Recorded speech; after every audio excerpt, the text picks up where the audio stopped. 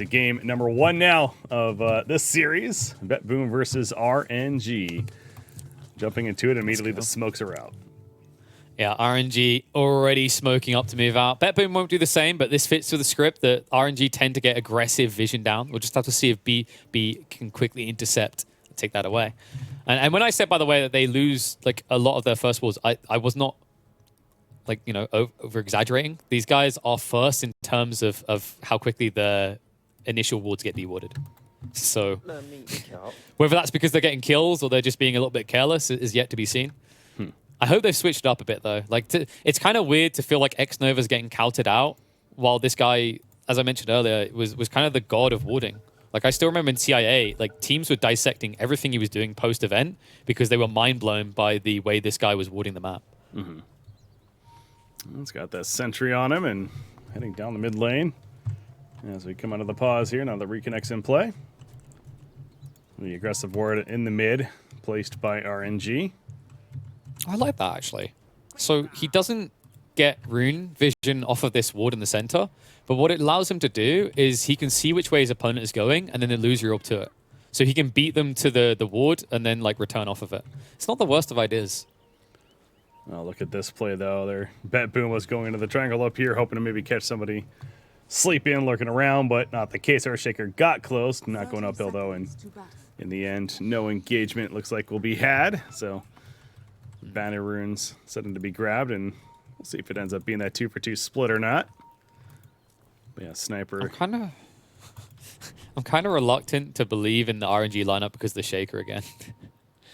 This hero is struggling to win. I'm wondering like what it is that is making it so desirable to teams. I don't know if it's like just previous year's TI logic, or if there's just something clear in their minds that the rest of us are not seeing. But there's no denying statistically that this hero has not worked out so far. Yeah, there's something to be said about just the skill set that he has as far as his abilities. You know what the range stun, right? Like that's a range stun ability in itself is very, very powerful tool. We talk about all the time how initiation plays a big role.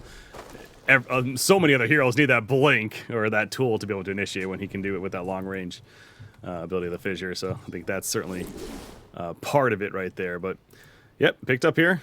As mentioned once again, in this case by RNG. As far as I'm excited about this mid matchup, though, sniper versus puck, and especially with this big gun, man. Something about this thing is bigger than the sniper twofold. This thing is heavy to carry, I'm sure, but.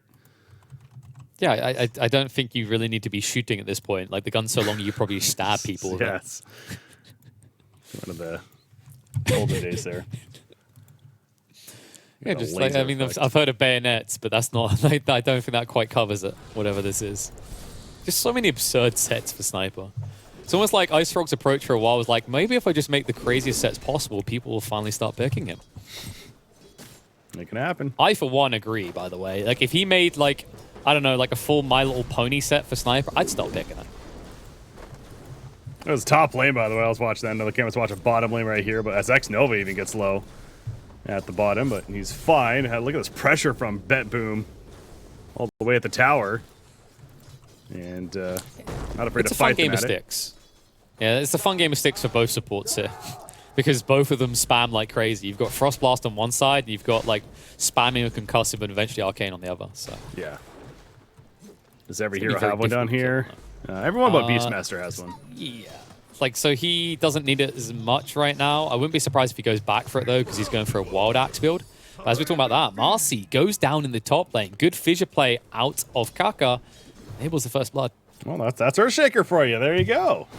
No, he's done it. Everyone pick it now. Screw exactly. It. Number one pick for a reason. No, that's what I was going to mention earlier, though. That top lane was also having a lot of back and forth, and Bat Rider was adding up the stacks, but eventually Tundra walked it off. Was fine, but they were clearly not afraid to brawl.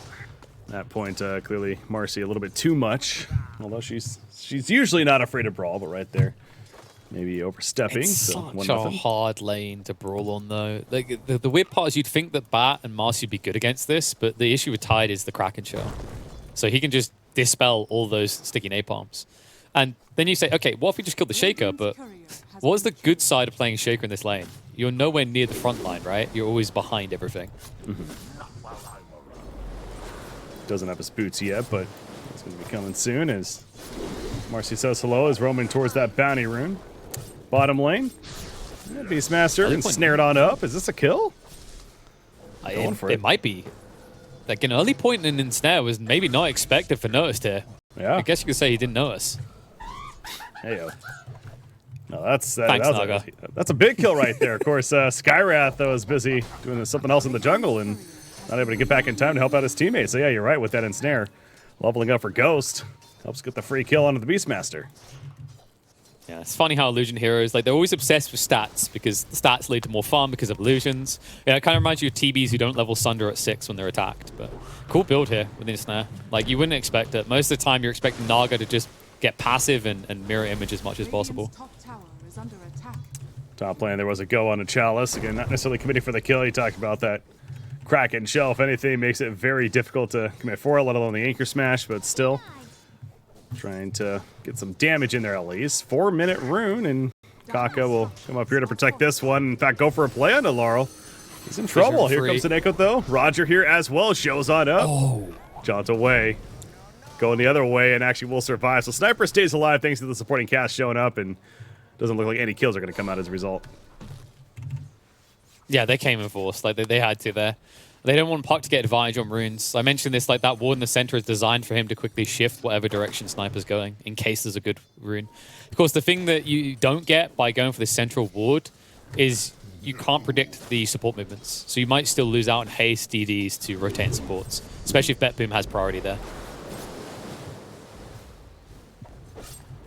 How's the CS looking down at the bottom lane? Got Naga Siren 21-5 now. Beastmaster 17-1. I think Ghost managing the favor there. And kind of insight as far as what he's thinking about building here. I'm sure Yasha managed style eventually. Going to be coming out. Typical illusion stuff happening. Ooh, Laurel. I think they overestimated how easy it is to kill a sniper of a level advantage here. I think they are still overestimating how easy it is to kill a sniper of a level advantage here. I mean, he's got illusory orb, but that's not going to work. Oh my god. Somnus almost died in return for that. That would have been an oopsie. And this is their rotations. They're trying for these kills. You can see Kaka was the one who came in, but that fissure felt underwhelming. I think he expected Sniper to step back and he get the damage as well, but Lal just stood there. I'm starting to understand this pick. It's just very frustrating. Oof. Kaka's a little too fast, though, thanks to that windlace. Yeah, I feel like the infused raindrop maybe threw off Somnus a little bit there, too, as far as committing for the kill. And oh my gosh, he almost dies once again. Meanwhile, X-Nova, he goes down to the bottom lane by himself near the tower. Snako, credit for the kill onto him. But yeah, Somnus living life on the edge big time here in the mid lane. He needs to, feels like he needs to get out of here, else he's going to for sure die. Roger diving in, but now Somnus is going to do the bottle trade. Damn, could you imagine if Roger was like, I will toss my sniper in so he can take aim and get the final... Okay, now, in the moment, that's kind of absurd to ask for, but that might have got them a kill on him. This is just... This is actually painful to watch, man. It's not often you expect a puck to get kind of dumpstered like this, but look at the CS. Lal has 17 denies. Yeah. 17. That's a lot. That's, yeah, sniper in a nutshell right there. That's certainly one of the things he is good at, right? Is last hitting both offensively and defensively. With the denies right there. Bottom lane, by the way, Ghost, he's in trouble. The silence comes out. He's going for the TP play immediately. The rebound and the stop, and Ghost is dead. Roger, credit for the kill. You saw on the mini-map, Roger was rotating over, and Ghost, he was not ready for it. And the tip straight away, because Roger knows what that means. An illusion-based hero that needs a lot of farm just TP'd and failed. Oh, true. So now Naga has to walk out, the walk of shame. And where are you going to walk right now? Like, the top lane hasn't been secured for you. The tower's still up. The bot lane's now being hard pressured. Nova, stuck here without reinforcements, is going to be felled. And the catapult's still alive. BetBoom will try to turn this into a tower. Oh, this is that, I know there's a tower right here, but in the sense that kind of the isolation, right? Where three heroes coming together on one on the side of BetBoom, and happened with the Naga Siren, it happened shortly after with the Lich, and now it's going to be the tower kill. So certainly BetBoom is kind of hitting a peak now. Not necessarily a peak, I guess, but they're hitting a point where they are feeling very advantageous, and seems like it is for good reason. So great tower push bottom lane. And we haven't really talked much about the Batrider yet as far as his farm is concerned, but he is looking really good. They haven't been able to kill the Tidehunter necessarily, but he is up there. In fact, just behind the Tidehunter, who happens to be top farm in the game, by the way. Yeah, the difference is if you get a few stacks out, Batrider will accelerate past the Tide. Tide can only anchor smash down one camp at a time. A Batrider can just give his old bat a slap on the back and be putting out flaming poop everywhere across the jungle. I don't understand how that trick works, by the way. Like, does this bat go to Taco Bells all the time, or? You're doing that thing again where this is a fantasy game, KP? No, no, we must explain it all. Overthink this, all right? A lot of crazy stuff happens. And yes, there's a lot of fire that comes out of this The talking watermelon should have been a giveaway. Yeah, the list goes on and on. So you see right there, though, the fire being used to get some CS added on. But yeah, so to that point, though, I think it's worth continuing on with the Tidehunter that, he's got this hooded Defiance, going to go phase boots. What is he going? Maybe, does he go like the Wraithback style? Is he going to go the Blink? But either way, it's, how much impact is he going to be able to have with the early progress at this point? They're going to need some big presence from him early on, it seems like. Yeah, but it comes back to the idea of big team fights. RNG's draft works late, but it doesn't work early. And this is BetBoom just playing to their advantage. They're low cooldown, high aggression. You can see him getting aggressive now. X-Nova thought he could farm here for free. He's wrong about that. Counter-attack coming in, though. Silence out onto Chalice, but he sticks on top of Lyle like glue. He has got the Ravage, but no follow-up in range means he has to turn and burn. Yeah, that stings for Chalice. You can tell he's like, I didn't want to have to do this, but I have to. Because, if he Ravages there, nothing really happens. His supporting cast was not ready to deal damage, so it's good that he held on, but that's a lot of return damage that Chalice took in the process to make sure that he gets away. But we got some mid-wars action. Both teams still hanging around. I mean, this sniper feeling still confident with the supporting cast, but Marcy has teleported away. And we're coming up to 10 minutes, so they're going to fight for this. Up to tell could be seeing a breakout. The Ancient Seal immediately to Tidehunter, though. Going to get the shield. Will survive for the time being, and Puck has to be careful against that lasso threat. Oh, never mind. No lasso yet, but Batrider. That was actually really spooky what BetBoom were doing there. They were playing off of day-night vision conversion because their opponents couldn't see them from their high ground, and they had a sentry, so they knew there was no ward in that area. What they wanted was the Puck to walk up and try to dream call Lal, and then it would have immediately silenced him. At which stage, Lyle was just like, I've got right clicks for days. Fairy dragons aren't real, they must die. Great idea by BetBoom. Doesn't get them a kill in the end, but also make sure that RNG park 2 cores in one lane and get nothing for it. Yeah. Speaking of cores, though, can't overlook the Naga Siren. She's been doing her thing in the jungle. She has now overtaken top net worth, and as expected, that Manta style coming along very nicely. How about Sniper? Oh, yeah, top lane. Going for Batrider, TP. Okay, he snapped the call instantly. And Chain Frost is going to be a whiff as well. Oh. I mean, maybe you get the tower if you're lucky, but I think you just have to walk away. And in mid lane, they're making the play as well. 2 cores over here as well, but Lal stands his ground. The reinforcements are on the way, but the damage coming off the Riptide is high. And with the song, they're going to retreat. Chalice doesn't have the mana for Ravage. Yep. Oh my... That's what I was looking at that whole time. Like, wait, did he use... Oh, no, he didn't use Ravage, so he doesn't have the mana for it. He's got 3 wand charges, but with no Ravage, there's no way they're getting that kill. So another case where Chalice, he goes into initiate almost feeling like he's setting up for a Ravage. Nice deny there, by the way. But what comes for him? The Primal Roar comes out, and now is he in trouble? He is tanky. We know this. Is it tanky enough, though? The answer is no. Chalice will fall. Lara will gladly pick up that hero kill. So the deny, probably not worth it in the end. Top lane, excuse me. Batrider, last one initiation. He finds a Kona Lich as well, and here's that, what we're talking about with the dire side of BetBoom, where they're starting to come online now. Yeah, I just love that cheeky deny by Chalice, followed up by the, okay, if I can't have Tower Gold, I'll have Watermelon Gold. Thank you very much. And Lal just getting fat. He's not top of net worth, but you feel like he's going to get there. Just look at his build as well. It kind of reminds me of your comment about Wraith King, like, because it reminds me of a hero who doesn't have to press any buttons. He's just gone for the full headshot, take aim build, nothing else. But it's working so damn well. Didn't even take a point to assassinate because A's up against elusive heroes like the Puck and Naga that can dodge it out. The other option is to target a Tidehunter that's already built a Hooded Defiance. Yeah, really not the best value here, so it makes sense early on. But it really is kind of in a sense, a simple game for him when you put it that way. But still, he is definitely performing very, very well as Laurel. That's what I talk about. Kind of one of the players that I'm personally looking out for. And I know many other with this BetBoom squad of being the lesser experience, kind of the younger player in that mid role, and he is showing up here, especially in this game against RNG so far, and they needed that. But dare I say, I know I didn't necessarily watch the whole, there's a lot of series going on, but from what I caught in the games in the earlier series, both of them, they had a lead, even one of them with that sniper, just simply were not able to close it out. So not to curse them early here, but got to get over that hump, and right now that hump is that Naga Siren that's continuing to farm away. I think this is one of the issue with these type of drafts and why maybe didn't work out for BetBoom in the last series is that the average finish time for games right now feels a lot later than previous patches. Like I'd say your average game time could be expected to be around 40 minutes. I think the LCQs was 39 minutes 41 seconds was the average time. So the issue with these types of drafts is that they don't maybe close game quick enough. Like if you look at BetBoom's draft right now, if I told you to put a timer on when they're meant to finish the game, you probably put like 35 minutes, maybe 30 is what they're looking for. While RNG is looking for a much later timing.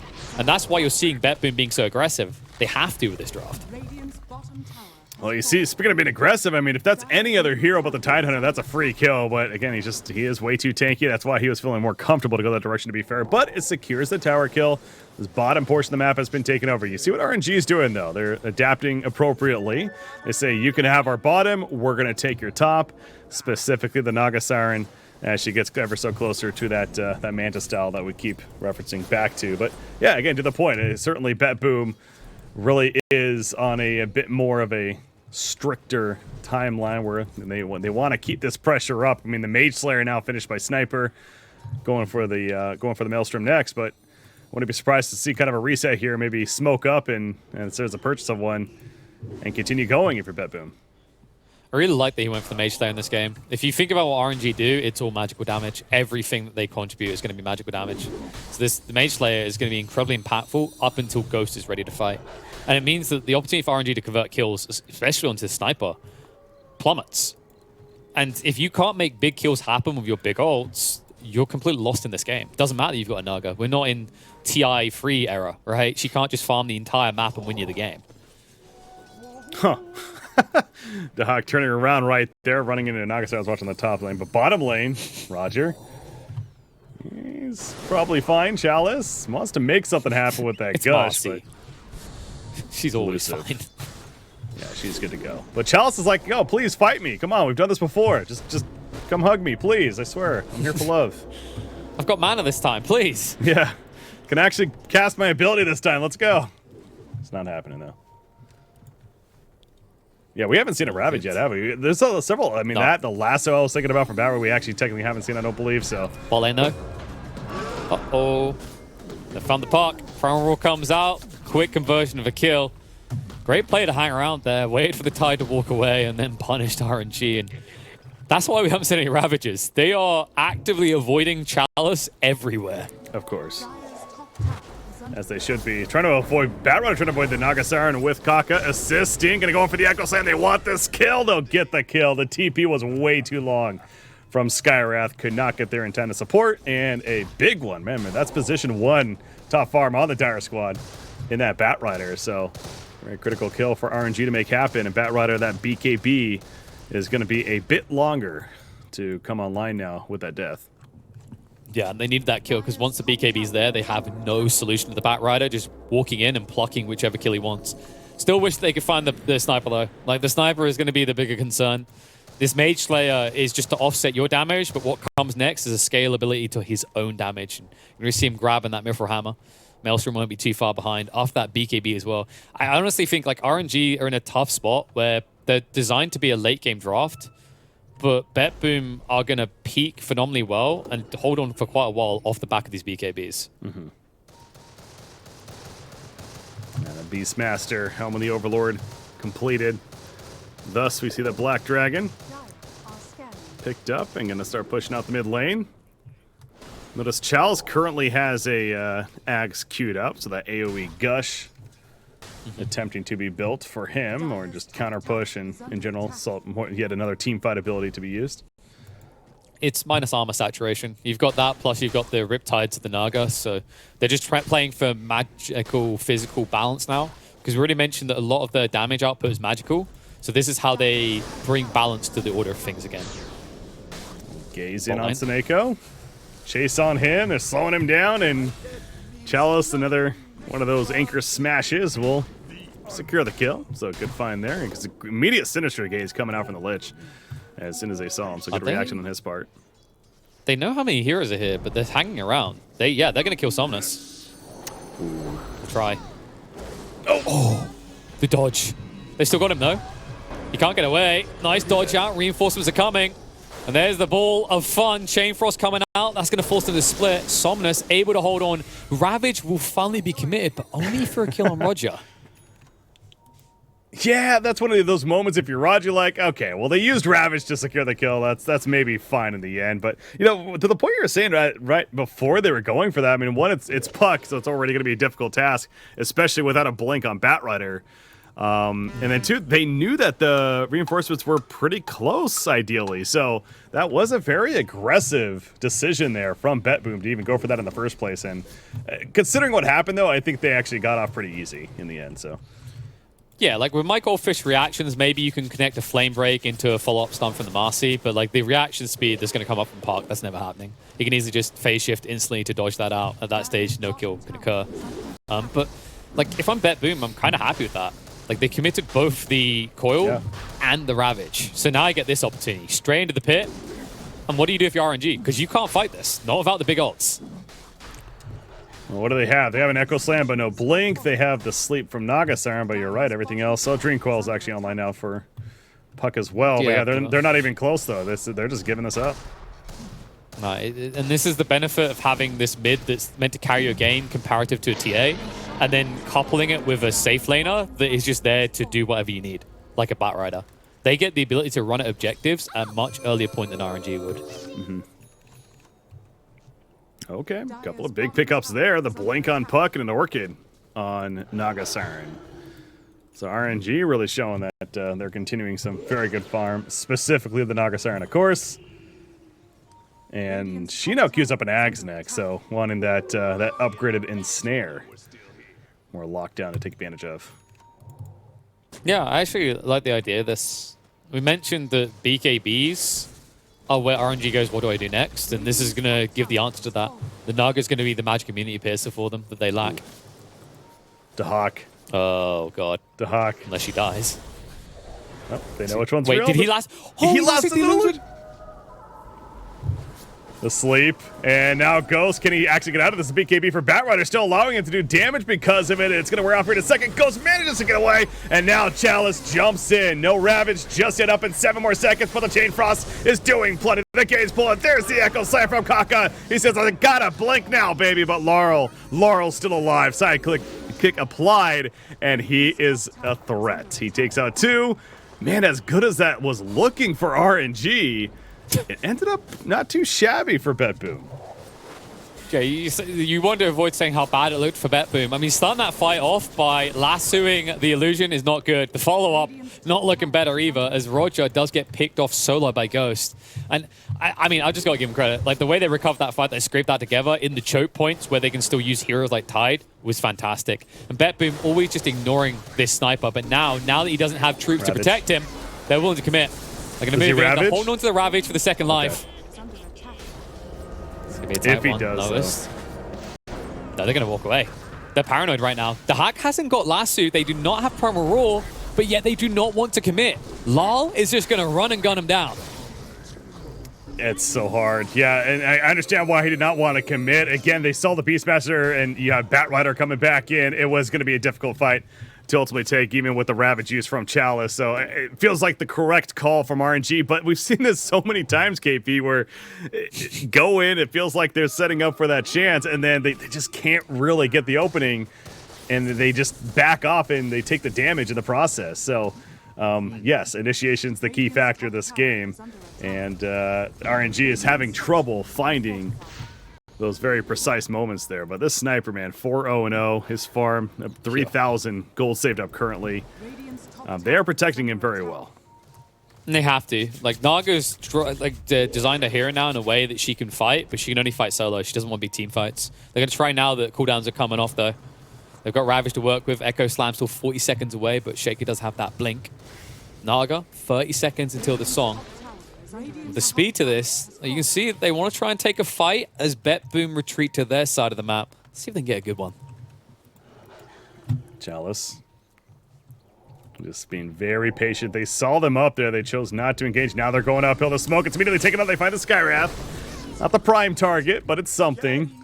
Minimal usage there than abilities, and that's all that ends up being. Man, and that was setting up. It felt like there was really going to be a lot more potentially out of that, but BetBoom had fallen back as a team, and it was just Skywrath left behind, so not much in the end. Yeah, it feels like the only upside RNG get from that is like, well, he used to smoke too. This is like, no, not the worst case scenario that we just wasted a smoke.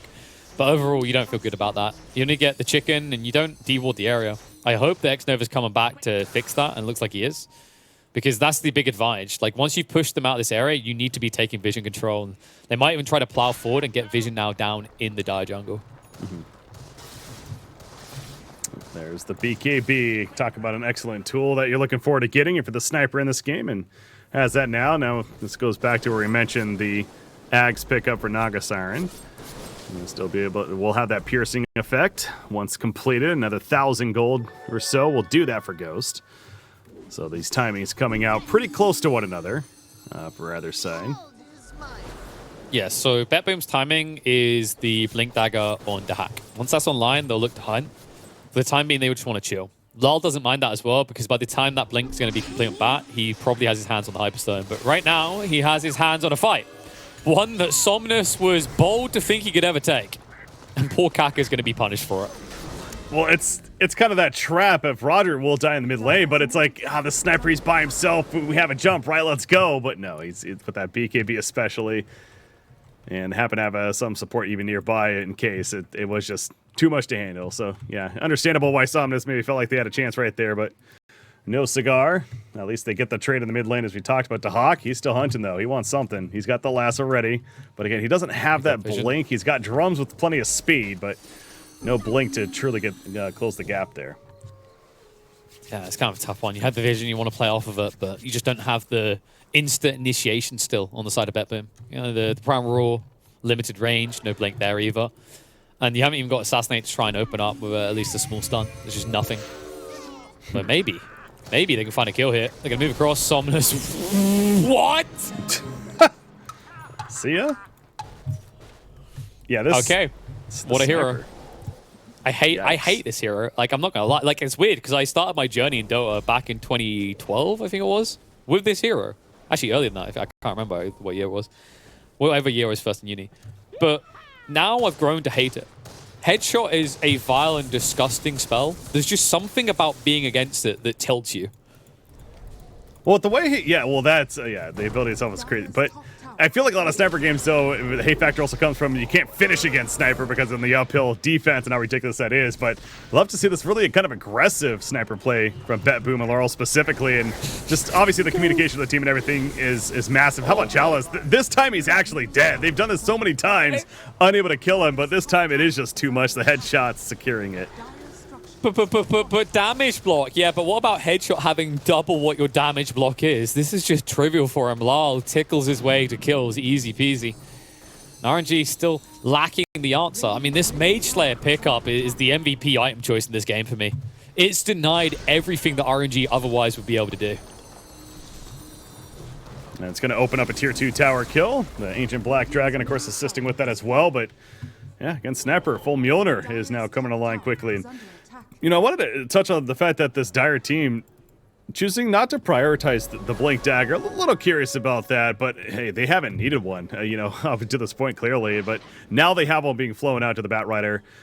So it goes back to that. They will have that kind of gotcha tool now, especially needed against the Naga Siren. Because yes, this sniper's impressive and it's been fun to watch, KP, but I mean, Naga Siren's getting a pretty hefty lead here. We're getting close to that 30-minute mark that I know we're addressing earlier. It feels like that's the point where maybe BetBoom needs to have a comfortable lead to feel pretty good in this game. Right now, it's still pretty close, and I go back to the Naga Siren is very farmed. Yeah, but the Naga's kind of suffering from not enough item syndrome, or just one more item syndrome. Like, it almost feels like every time he picks something up, it's like, okay, just one more. Like, he used the Orchid once well, then he's used the Ensnare maybe once. I don't think he's actually got a kill off the back of the Ags effect so far. Just feels like he's always one step behind, and the Sniper is able to do a lot more with a lot less, as is becoming very clear and apparent here. Mm-hmm. Smoke Mimmin. Ooh, smoke. And Dahak is hunting. He's got that blink ready to go. Lasso target. Kako be prime, but gets jumped first. X Nova intercepted by Roger, though, and the song's going to come out. Ghost. Do they want to leave? Do they want to pursue? It looks like they just want to get out, but Lich won't be so lucky. Dies in the fountain. You know, but that gaze, though, that was so critical. Because if he doesn't get that gaze off, Batrider jumps in with a blink. He was hunting the Naga Siren. And so I'm pretty sure there was maybe one more second longer, and that jump could have happened, and who knows how that fight plays out, right? So even though he dies, of course, still very worth it. Yeah, bottom lane, they're trying to catch this puck, and he's a little too slippery. It's a little bit tight. Mid lane? Yeah, the pings came out, and I like that move there. Noticed immediately commits to Primal Roar because of what's coming. They just shoot 2 heroes bot. There's no way you hang around mid. Great moves by BetBoom. Huh. Beastmaster going in Ags, by the way. This is not an item we get to see too often, I feel like, on the Beastmaster. With the drums of Slom. But I think they've done it early today. Yeah, they've done it early today as well. You know, bang your drum, bang some mums. Like, it's a lot of the worst of choice. It actually gives you a lot of sustain, especially when you consider the damage output on top of that. It's 110 damage per hit with 6 seconds of duration. It's a lot of thumping that leads to a lot of healing. So I'm kind of being convinced by it the more I'm seeing it. It kind of turns Beastmaster into a successful frontliner, where in most matchups he begins to fall off. This is close. Who's going in first? They both smoked up against one another. The gaze immediately. There's a Ravage. It hits multiple heroes, including Marcy, who's right in front. She pops the BKB and going for the Unleashed. Standing her ground. Batrider, who did he find? He found the puck. That's a big kill on the puck. Just absolutely gets evaporated. 51 seconds. He's out of the fight. Doesn't have a buyback if he wanted it. Chalice also going to fall as Ravage was down. He already did his job in a sense, but still, that death hurts. X-Nova trying to make it back to base. I don't think he's getting there, though. The Frost Shield, it's going to make it take a little bit longer. Well, let's just go triple kill for Laurel. And let's go right back to the Roshan pit. I guess they got to maybe defend the top lane. That's where Laurel will head. But, yeah, successful fight for them. And the blow up there was big. How are Marcy a hero? Sorry, she's broken my speech. Just like she's breaking the game. That was absurd. I mean, that's the power of this hero, though, right? BKB, and she stands there beating the crap out of heroes, slowing them down so they can't move around, and still not dying. Just look how close this gets, how low she gets. Despite the great lockdown, despite how close they are to getting rid of this critical kill, they're unable to do so. And part of the element of this is Lal comes in as a second wave, starts hitting up targets, make sure that additional elements get removed from their damage output. Marcy stands her ground. Sure, she dies in the end, but just like in the anime, it was for a good cause. Yeah, no, she was, wait, spoiler? Hold on. Whoa, wait. Oh, I'm sorry. Did you not watch the... register what you said right there. You're a few seasons behind if you haven't caught up by now. Beastmaster does finish the Yak, so again, very intrigued to see that coming into play. Yeah, kind of to that as we're talking about that last fight broke out, especially when they're up against this team, an RNG who's more about that presence of fighting together. This is a tool that helps BetBoom stand their ground more efficiently if it comes to that. But as we're going over that point, of course, they attempted Roshan slightly. They decide better of it. Boots of Bearing, by the way, also just delivered to the Batrider, and that's because they want to try to get another jump right here. They know RNG is itching, trying to defend this Roshan. How much do they really want to dive this, though? If they wait too long, Ravage is going to be back. It's up in 30 seconds. They want to go now. The hack is going to move in. Snova push towards him. BKB is going to be committed, but Snare is there to save the day. Not for long, though. Poor little dude's being ran down. Nice fissure interception. Will allow X-Nova to retreat and stay alive. Unless Lal can just press one button. No, he's not going to be able to this time. You can tell BetBoom, it's Batrider, Dahak especially, he went up the hill and it's like, it's a lich. I don't really want to go on this. No one else? Okay. So they were very unsure of how much they really wanted to go all out for the lich, and of course, understandable.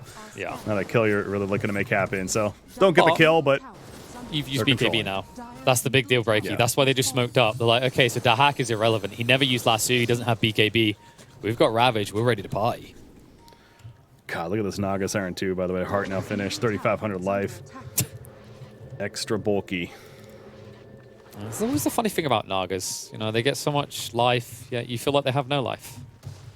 I'm sorry, that's my Naga bias showing right there, isn't it? In fairness, this hero is a little bit more exciting, especially with these builds. Credit to Ghost for actually having someone that's meant to participate.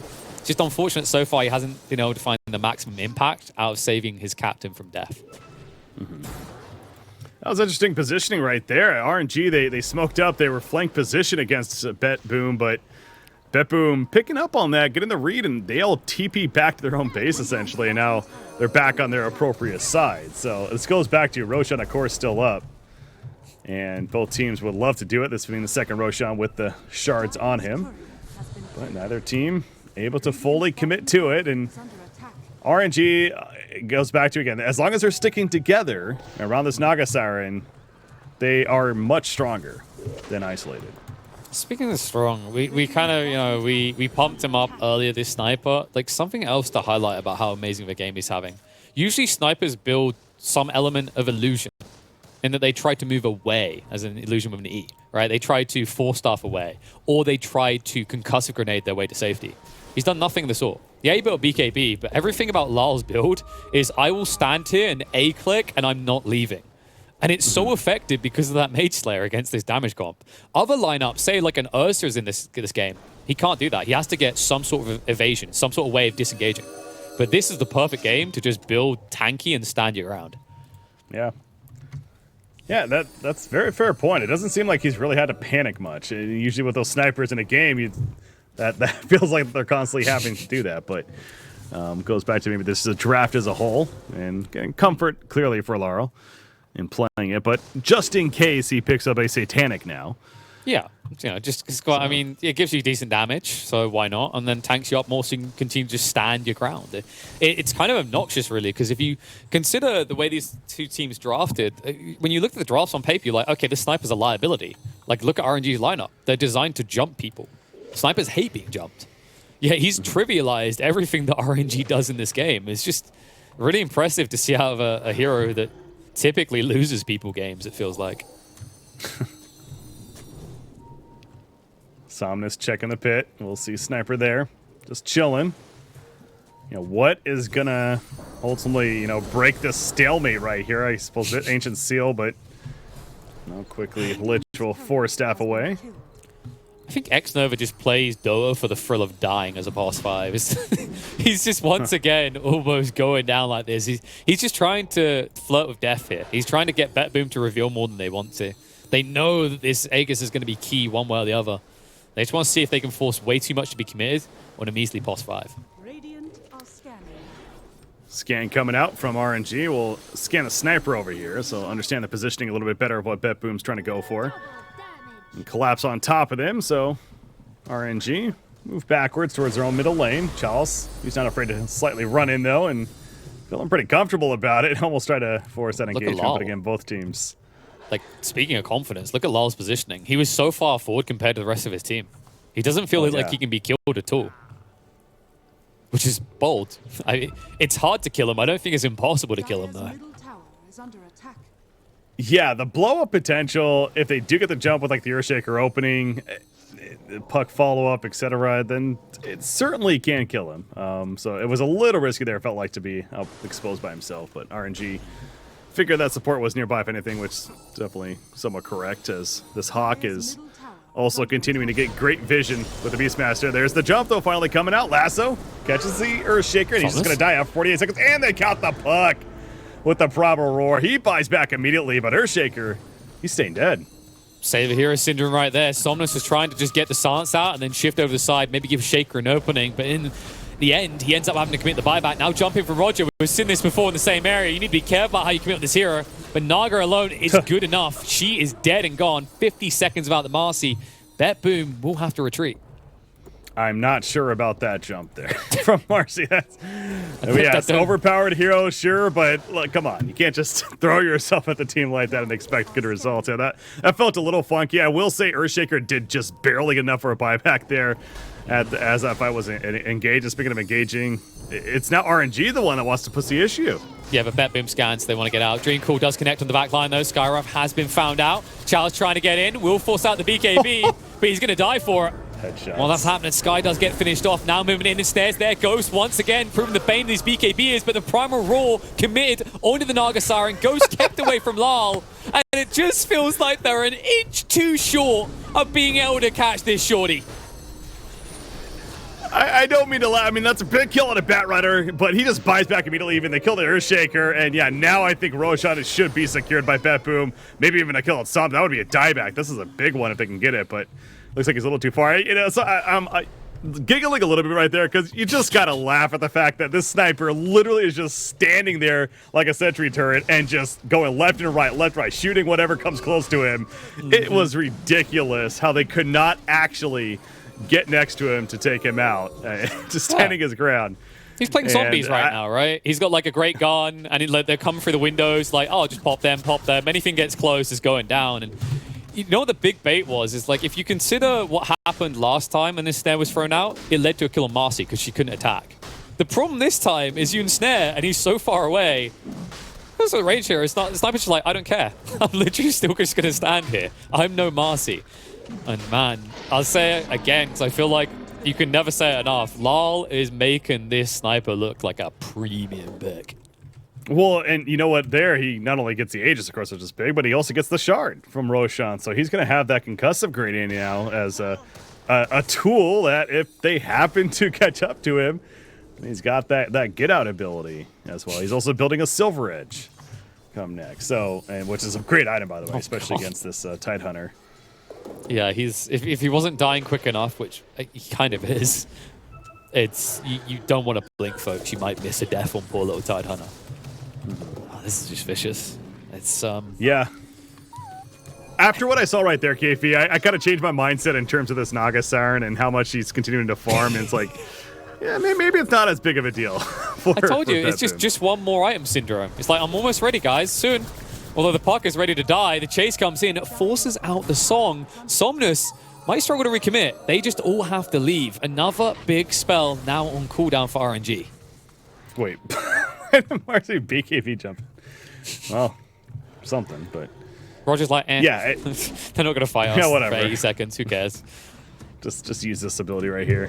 Yeah, that you're right though. It's like, sure they get away, but Naga Siren, that's another 50 seconds. No Song of the Siren to be used right now, and BetBoom clearly continuing to push the advantage. I feel like Laurel wants to finish that Silver Edge before they maybe look for another play, and that should be coming up very soon now. Yeah, he's got plenty of time to farm in greedy positions right now. He knows he's at least going to have two heroes always part behind him, and he has got 3 minutes left on that Aegis, so unlikely that RNG want to commit directly into him. In fact, this game, this has to be one of the most tilting pot games Somnus has played in a long time. Like, he just can't go anywhere near the sniper. He almost dies just to a few right clicks straight away.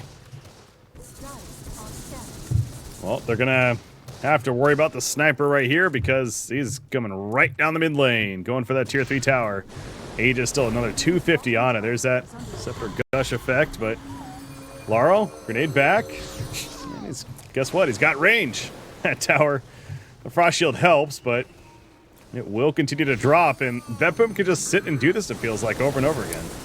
The ho-ho-ha-ha days. We'd almost forgotten just how stupid this hero could be. How does a guy this short shoot that high over a high ground? We're not going to answer the physics of that. We're just going to put ho-ho-ha-ha into the answer box of everything. It's just... It's one of those heroes, man. Like, you don't get threatened by the tower. You can just sit there, and the absurdity is you have your own vision provided via Shrapnel. Batrider farming his own jungle in the meantime, and if RNG has felt comfortable enough here to start pushing out, Somnus, in fact, going to take out the outpost. Going to regain some map positioning for them, but you see Sniper, that Silver Edge has been delivered. He's got his boots currently in his backpack, waiting for the Aegis use. In whatever way it may be. Beastmaster does have the shard as well, worth pointing out, so those dive bombs now online. Speaking of initiation. Definitely a nice way of probing. That stuns long enough, the sniper could probably pick apart support if he sees them, so it's not a trivial matter. This is just, come on. Yep. He's like, you gotta kill me. Come on. I've still got a minute and a half. You can't just sit there. It's the positioning of BetBoom supporting cast though too. If they're not giving any easy opening, Tahak is smoked up. He's trying to find an engagement. He actually just got the Aeon disc as well, so he's feeling really comfortable about going. There you go. They find Chalice, and they're gonna get the breakup. Yeah, he's dead. 95 seconds. See you later, Tidehunter. Good lord, they almost got a follow-up because of the dive bomb. If X-Nova got stunned on the spot without a 4-staff, I think Sniper would have turned around. But instead, BetBoom are going to be the ones turning around.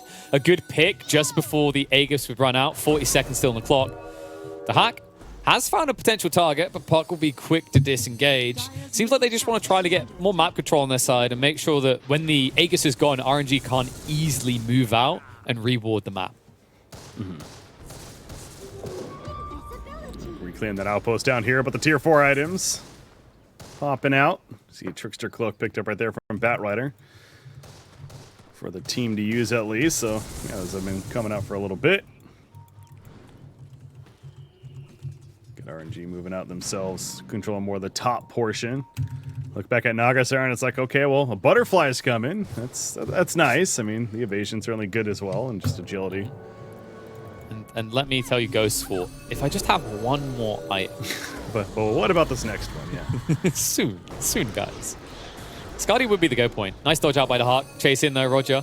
So Kaka's a free kill. Let's take that one. Dream Call is forced out. That'll force the BKB reaction, but nice Lincoln save coming out from the Puck to keep Kaka alive. Yeah, that was a great Stormcrafter actually from Dahak, you mentioned, with avoiding the fissure, but unable to still be enough to, of course, they did get the Dream Coil out of it. But Tidehunter, Ravage is online, back up in 5 seconds.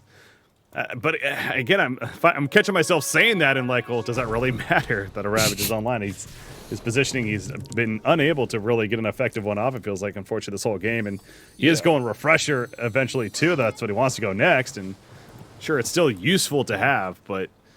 I mean, if they've used their BKBs, you're only stunning one hero if you catch all 5, the Skywrath, right? It doesn't feel good to say that. Not when you look at the fact that RNG have multiple heroes that have that BKB issue. So they always have to jump first, and there needs to be a surprise. That's why they're smoking and moving out here. Still, over 2 minutes until the shortest time possible for Roshan spawn. And BetBoom, they're going to dangle one in the mid lane. Let's see if RNG want to nibble. Aeon Disc makes it very non-appetizing, I would figure, but they find the Beastmaster. That's a better target. Can they kill him quick enough? Sniper, though, yeah, he's doing plenty of damage. Echo Slam finally used. They do kill the Beastmaster. He has buyback, but Sniper is doing a lot of damage in the process. The sleep from Nagasaren, trying to keep him at bay. Does catch Marcy as well, and the TP out from the Nagasaren, so they'll be happy with that. But Chalice is left behind. Roger, dispose? No, he can't get it off. Blink out from Tide. A little bit greedy there. There's maybe an opportunity for Roger to quickly rebound across, but nice force start to get him away to safety. Chalice will survive, but you see the issue, right? Like, this is the type of game where you kind of feel like you want a GG when you watch how that goes, and it's just going to get worse now. Pot going down, dead for 110 seconds. But to my point, right, you commit everything. You commit absolutely everything, and you only get a beast kill because of the sniper. It feels like for every question that RNG is answering, BetBoom is posing 2 new ones. But it's always just the same question, which is sniper question mark. I think that was a Bloodthorn Silence, by the way. I was wondering how Puck got right there, but yeah, I'm pretty sure the Bloodthorn Silence just caught him, and there's a 0 chance at that point for him to escape. Frankly, that was a very greedy play in the first place by Puck to be even in there, kind of cutting the creep wave. But either way, he's dead. He's out for 75 right now. So again, Sniper on the uphill. That tier 3 tower, the Frost Shield is helping, but... It definitely is. If you can get to 25, great, but your Lich is level 16, so we're a long way away from regen these towers. I think one of the tough parts is like that Puck def looks like kind of a feed, but he's just trying to delay. They've lost all their spells, so the best thing you can do is just try to keep another wave pushed out. And if he dies, whoop-de-doo, it at least buys you 30 more seconds before Sniper's doing this. God, that plus 100 attack range now for Laurel as well. It's like, yeah, he starts getting low. Never mind. Satanic, he's good. He's even going pretty deep. It's a break up on a Tide. It's really going there, but again, with that added range especially, he can attack very far, but the initiation, Dahak does not get a lasso, however. Sniper. And Sniper's dead. Okay, he got pulled in. Yeah, Dahak got distracted on the backline, and here it's an offensive sleep. They're going to look to take out the Batrider quickly. Suneko attempted to help. Goes up in the air, the Aeon Disc procs, but it's worn off now, and he is not getting out of this one. He's up for 115. Oh, KP, we've seen this before. And they're going to be sweating it because both of those heroes do not have buyback. Now, the downside for RNG is they are 2 minutes away from Roche being up. But looking back at that fight, great play by RNG. They're dangling themselves, baiting Lal in, and then overwhelming the illusions. You just saw it. Naga, all she has to do is micro illusions in and dodge whatever tries to target her directly. Another cool detail is this song, down to 80 seconds. It's going to be there more or less for every fight. And that's what matters. At the end, they're able to get a follow-up because of the song. And by the time BetBoom are available to fight again, song's going to be there. But on top of it, RNG once again have all their tools. Ravage, Slam, and Call available. BetBoom now showing cracks in the sturdy armor.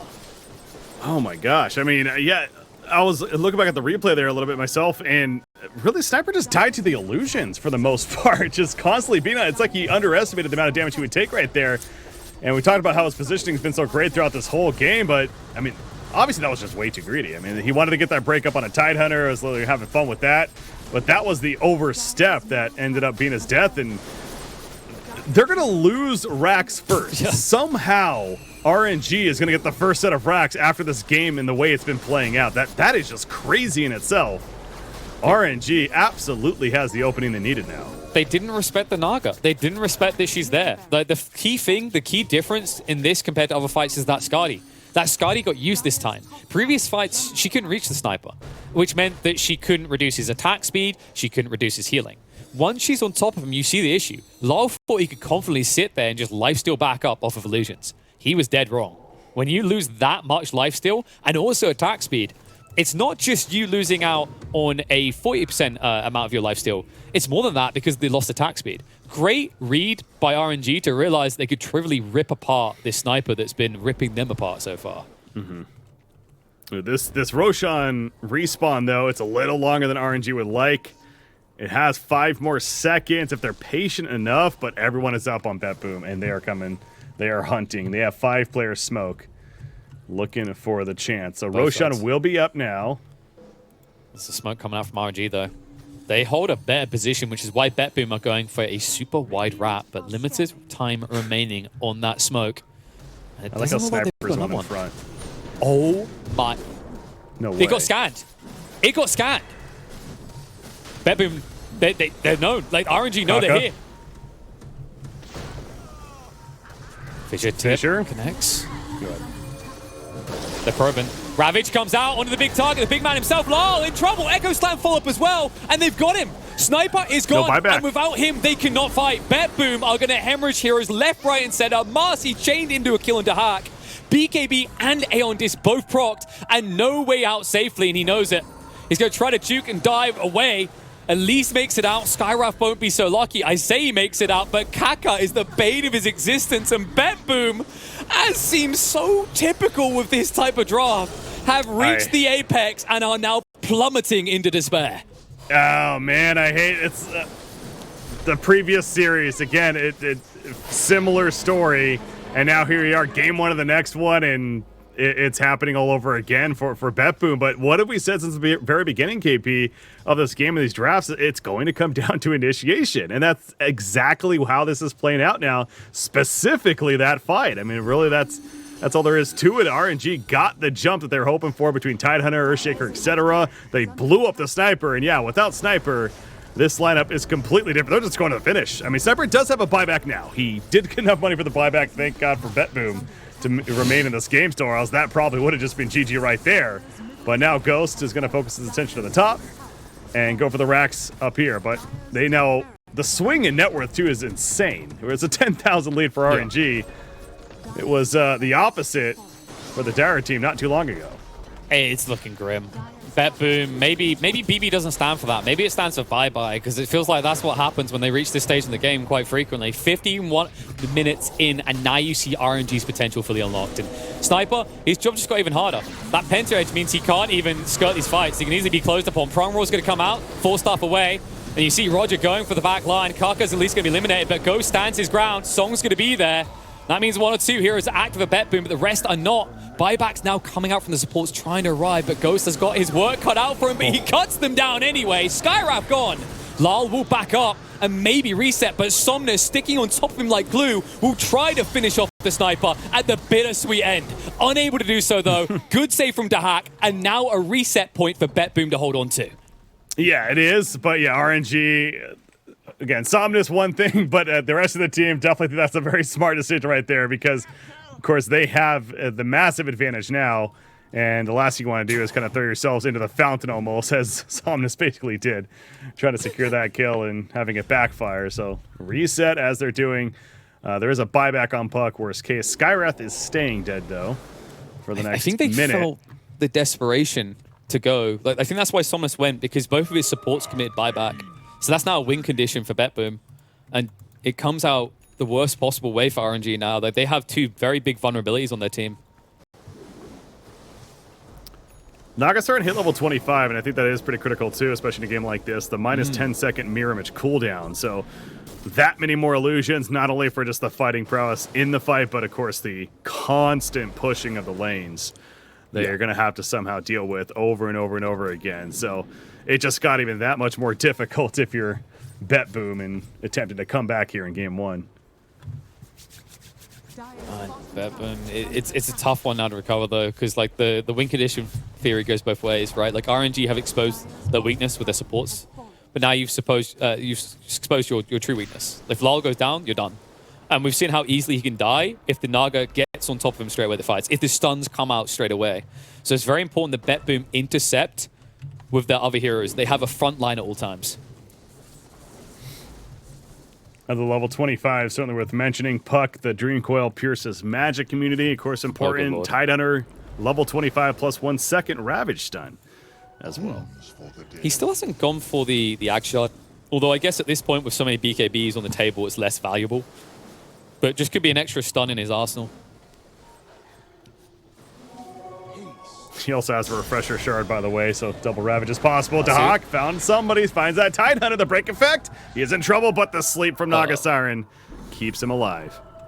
Yeah, they did not BKB, so they weren't willing to commit there. But so you lose Song, but at the same time Lasso used, it's kind of even. Like, yes, you've lost your big reset as RNG, but you still have your big team fight components. BetBoom's last resort of these BKBs, and you can see how hard they're now budgeting them. RNG without the song, not nearly as worried about picking a fight, though. Understanding that the lasso's on cooldown to that point. 50 seconds remaining on the Aegis. That's one thing you really got to keep in mind, too, if you're RNG. The last thing you want to do is commit to a fight as that Aegis is wearing out, and we've seen that happen before, so... In pitch-perfect fashion, yes. They've still got 40 seconds to work with, which is about how much time they need for Song of Siren. They are going to smoke up. Remember, they have got the Refresher Shard on the Tide, so double Ravage is a possibility here. Is he going?